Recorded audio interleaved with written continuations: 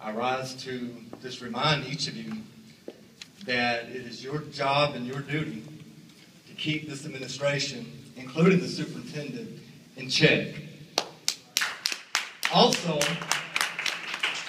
if you would have done research, you would have found out that Mr. Phillips ran over $1 million deficit in the school district in which he came from.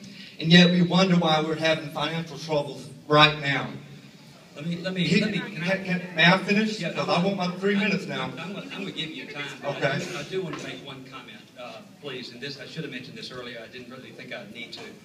But one of the things I wanted to come out of this is certainly a nice dialogue back and forth between all of you, as I mentioned earlier, the constituents of this school district, and those of us here this evening. What I really would not think would be healthy are personal attacks or things of such nature that are just difficult to defend. I'm not saying this because it's Dr. Phillips you just brought up, but it would be any of us, I think. It's not a forum in which I think it would be a healthy environment where, again, personal jabs, attacks, innuendos, or things such as that, because this group doesn't have the benefit, frankly, of hindsight, of things that may have happened in the past. It's just a bit unfair, I think. So I would just appreciate you, and all of you, not just you, sir, but all of you, refraining from that type of dialogue. Thank you. Go ahead. Okay. And this is very healthy. I'm a taxpayer, and I'm very concerned about my wallet, and I voted for all the little pennies, such as the rest of the citizens have done. And so we've done our part, and we want the school board to stand up and do their part. Take for an example, we're hearing now that there's not enough students at Marshall to keep it open. However, and I believe Mr. Curtis McLeod is here, in an interview with Dr. Phillips on January the 30th, it's reported here that Mr. Phillips actually is quoted as saying, "We have students that are overcrowded, and so we are moving students from one zone to another." This interview was about the new middle school being built. And so if we had an overcrowding problem in January, why is there an undercrowding problem now? And as far as healthy dialogue, when citizens approach you guys, I mean, we watch the meetings, we see the news, and we see the way that Mr. Wells hollers that's tacky and all this. What kind of respect do you have for the people that put you in office? It's your duty to keep Mr. Phillips and the administration in check. And it's our duty to keep each of you in check. We hear a citizen approached last week, or 2 weeks ago now, and he brought up the fact that the administration building cost $31 million. Ms. Green countered that, and she said, no, it cost $15 million. Well, the building cost $15 million. Well, let's tell the truth. What about the property and everything that goes with it? So it did, in fact, cost $31 million.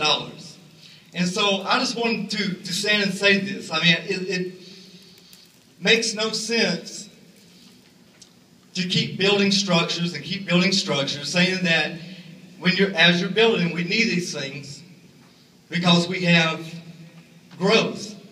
But yet, several months later, we're closing other schools down.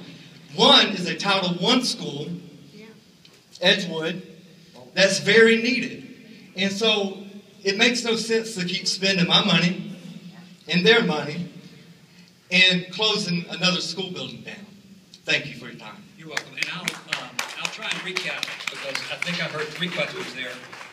One was about the cost of the public education center on Macon Road. I've already forgotten. The other was about closing the schools, about why Edgewood, and the interview, I believe, with the reporter. And, oh yeah, the relationship between the Board of Education and the administration. So what I'm going to do, Ms. Adams, can I ask you to address the cost of the building? Is that all right? The cost of the building itself and the furnishing was approximately, and I'm doing this from memory, so if I didn't bring any notes with me, I would prefer to answer it in an email later on, but I believe it was about $21 million. Oh, okay. She was wrong then.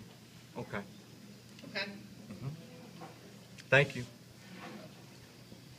So, higher than the 15 million, I think, Yeah. but 21, much less than the 30 or so that was Right. quoted, I think. Would anyone like, any of the board members, I'll ask you if you want to volunteer to discuss kind of the relationship that is to exist? But I think that was the nature of the question. Kind of, what's the point of the relationship between the Board of Education and the administration? Is that a fair That's good. review? Anybody want to jump up? I think he actually captured it rather well. Okay. Thank you. Right. From my opinion, I'll jump in there. Just I'll say that there is a healthy relationship, I think, that should coexist between the two.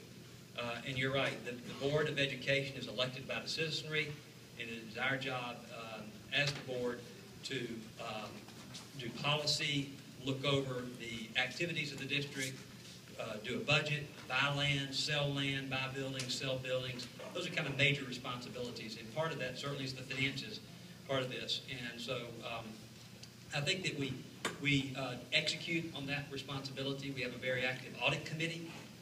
Ms. Hughley Green is chair of that audit committee, and so part of that responsibility is to go through